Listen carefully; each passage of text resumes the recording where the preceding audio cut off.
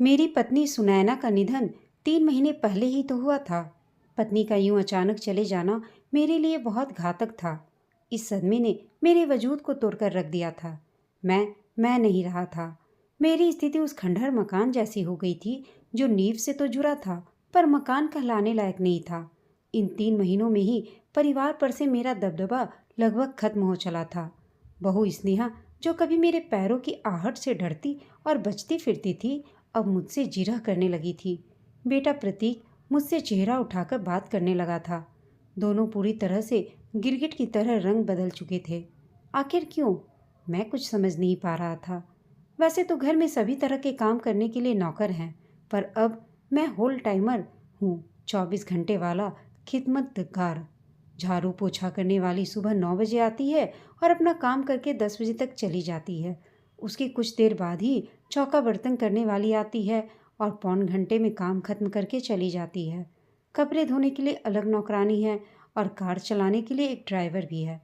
लेकिन दिन में तो 24 घंटे होते हैं और 24 तरह के काम भी। सुनैना की मृत्यु के बाद से वे सभी काम मैं 65 साल का बूढ़ा संभालता हूँ। मैंने बदलते हालात से समझौता कर लिया है।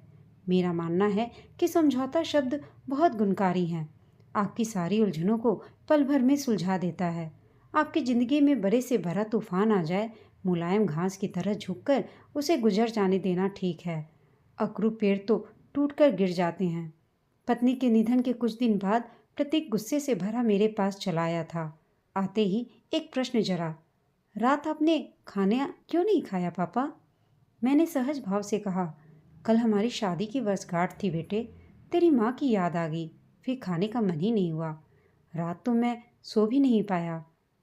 जब उसे एहसास हुआ कि मेरे भूखे सो जाने का कारण किसी प्रकार की नाराजगी नहीं थी, तो नाटकीय अफसोस जताते हुए वह बोला, ओह, मुझे याद ही नहीं रहा। बाबा, दरअसल जिंदगी इतनी मशीनी हो गई है ना कि दिन के गुजरने का एहसास होता है और ना ही रात के समय का। काम काम और सिर्फ काम। आराम के पल इन काम के पलों के बीच कहाँ खो जाते हैं, पता ही नहीं चलता बाबा। ऐसे में कोई क्या क्या याद रखे। यह कहकर बेटा प्रतीक चला गया और मैं सोचने लगा कि आज रिश्ते कितने संकुचित हो चले हैं। इस पीढ़ी के लोग यह तो याद रखते हैं कि पति का बर्थडे कब है, पत्नी का कब है, बच्चों का कब है, अपनी मैरिज एनिवर्सरी कब है, पर हमारी पीढ़ी के बारे में कुछ याद नहीं रहता। यह कैसी विडंबना है। एक हमारा समय था, हम माता पिता को बेहिसाब सम्मान देते थे, जबकि यह पीढ़ी तो माँ बाप को नौकरों की तरह समझने में भी नहीं हिचकती। सेवा करना तो दूर की बात है, इस पीढ़ी की एक और खास आदत है माता पिता का किया भूलने की। आज प्रतीक यह भी भूल चुका है कि उसकी पढ़ाई के लिए हमने यह घर कभी गिरवी रखा था, अपना भविष्य भुलाकर उसके वर्तमान को संवारा था। पता नहीं इस पीढ़ी को अपने काम के सामने रिश्ते भी क्यों छोटे लगने लगते हैं। घर वालों से भी बातें करते समय शब्दों में व्यावसायिकता की बू आती है। पक्के पेशेवर हो चुके हैं। हमारी शादी की वर्षगांठ भूल जाने का बड़ा ही अच्छा बहाना बनाया था बेटे ने। सुनैना की मृत्यु से पहले तक घर में मेरा दबदबा हमेशा बना रहा। न प्रतीक ने कभी मुझसे आंखें मिलाकर बात की और न ही बहू स्नेहा ने कभी ऐसा व्यवहार किया जिससे कि हमें ठेस पहुंचे। जीवन में हमने माता पिता से यही तो सीखा था कि घर तो सभी बना लेते हैं, आदर्श घर भी बनाए जा सकते हैं, लेकिन प्यार भरा घर बनाना असंभव नहीं तो दूभर जरूर होता है। ऐसा घर रिश्तों में प्यार व स्नेह की भावना से बनता है। प्यार केवल जोड़ता है, तोड़ता नहीं। उनकी इस नसीहत को मैंने घर की नींव में डाला था। यही कारण है कि मैं यह प्रयास करता रहता ताकि रिश्तों में करवाहट कभी ना आए। एक दिन शरीर की टूटन के कारण मैं देर तक सोता रह गया तो बहू स्नेहा ने मुझे कमरे में आकर जगाया। तेज आवाज में बोली, बाबा, आपने तो हद ही कर दी है। सुबह 10 बजे उठने की आदत बना डाली है। दिन भर हमारे पीछे आप सोते रहते हैं, मुफ्त का खाना खाते हैं, इस आलीशान घर में रहते हैं। आपको न पानी का बिल भरना पड़ता है और न ही लाइट का। सर्दी में हीटर और गर्मी में एसी जैसी सुविधाएं तो हमने जुटा ही रखी हैं। तो क्या हम आपसे यह भी उम्मीद न करें कि आप सुबह समय से उठ जाएं और घर संभालें? हम ऑफिस जा रहे हैं, घर में नौकर काम कर रहे हैं, उन्हें अकेला तो नहीं छोड़ा जा सकता। उठिए और घर का दरवाज़ा बंद कर लीजिए। स्नेहा मुझे नींद से झकझोर कर चली गई। मैं स्तब्ध था। सोच रहा था कि स्नेहा ने कितनी आसानी से मेरे एक दिन लेट उठने को मेरी रोज की आदत में तब्दील कर दिया था। शरीर की टूटन की परवाह न करते हुए भी उठकर मैंने दरवाज़ा बंद कर लिया था। कल प्रतीक ने भी ऐसा ही व्यवहार किया था। उसने ऑफिस जाते समय मुझसे कहा था, बाबा, आखिर इस तरह कब तक चलेगा? आप घर का जरा सा भी ध्यान नहीं रखते। घर से नौकर सामान चुरा चुरा कर ले जा रहे हैं, रसोई से मसाले चोरी होते हैं, तेल घी हर 15-20 दिन में खत्म हो जा रहे हैं, साबुन पता नहीं कहाँ जाते हैं।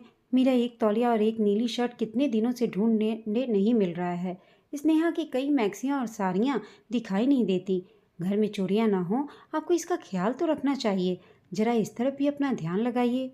मैं मन ही मन उबल कर रह गया। जी में आया कि मुंह पर कसकर एक थप्पड़ जड़ दूं बेटे को। मुझे सिखाने चला है कि मैं क्या करूं क्या ना करूं।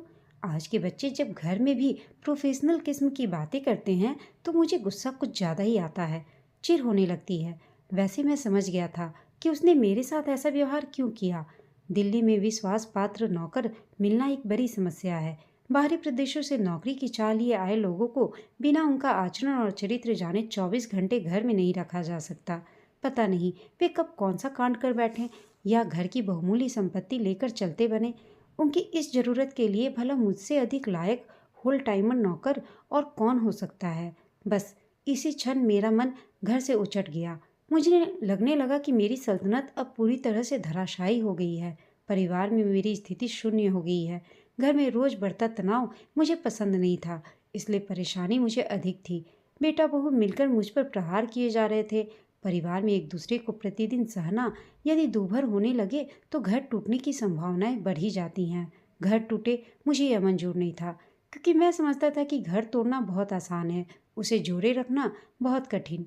सोचा कैसे हाथों से फिसलती रेत को रोकूं, अपनी परेशानियों को घर की चारदीवारी से बाहर जाने से बचाऊं, वह भी ऐसे समय में जब परिवार के किनारे टूटते हुए लग रहे हैं।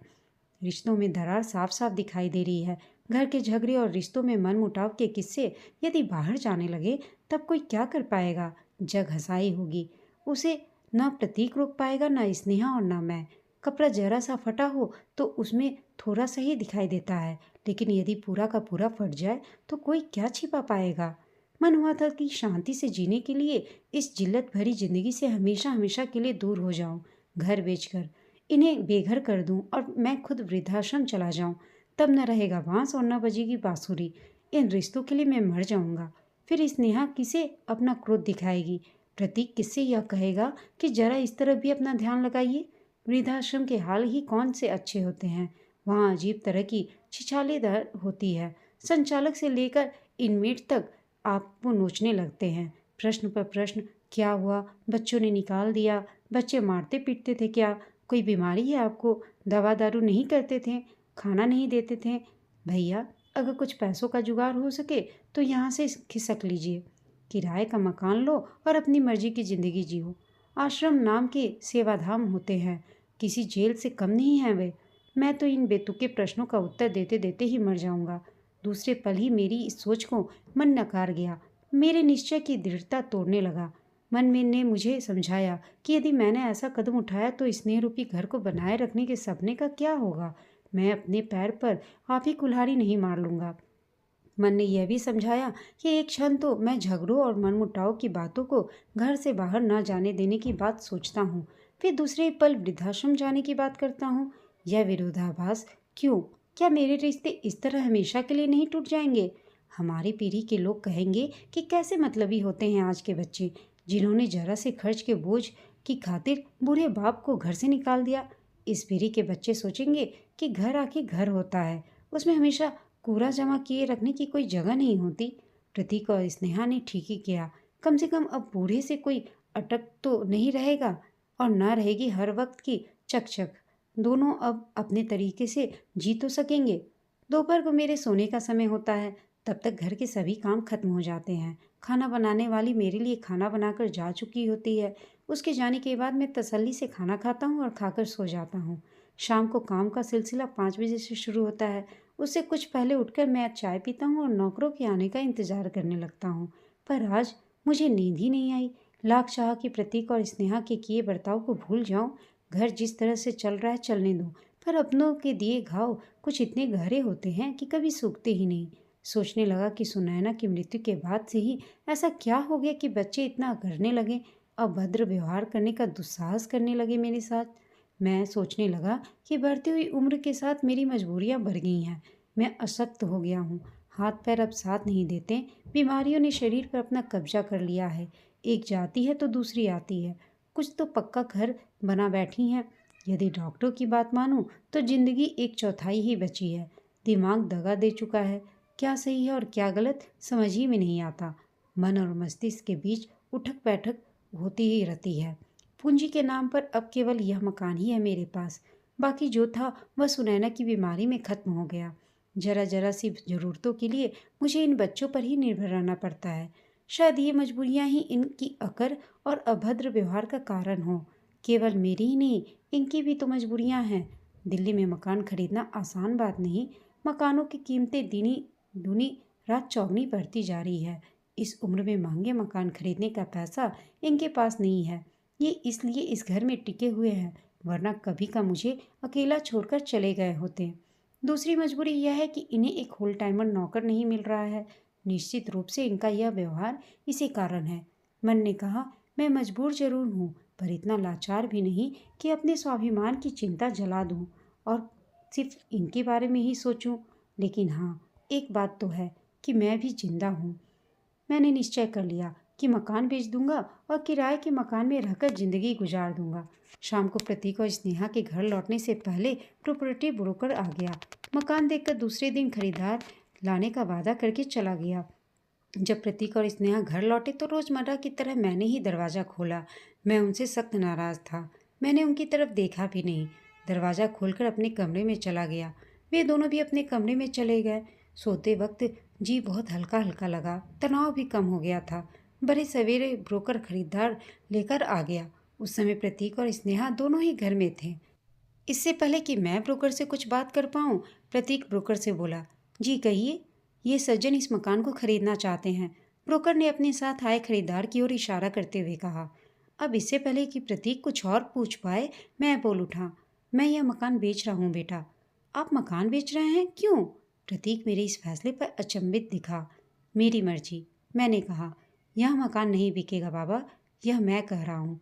प्रतीक ने अब ब्रोकर की तरफ मुड़कर कहा, आप जाइए प्लीज। बाबा ने यह फैसला जरा जल्दी में ले लिया है। अगर हम पक्का निर्णय ले सकें तो मैं खुद आपको फ़ोन करके बुला लूँगा। ब्रोकर और परचेजर दोनों लौट गए। मेरे क्रोध की सीमा टूटने वाली ही थी कि प्रतीक मुझसे बोला, यह आप क्या करने जा रहे हैं बाबा? अपना प्यारा सा घर बेच रहे हैं, आखिर क्यों? ताकि मैं तुम लोगों के अत्याचार से छुटकारा पा सकूं।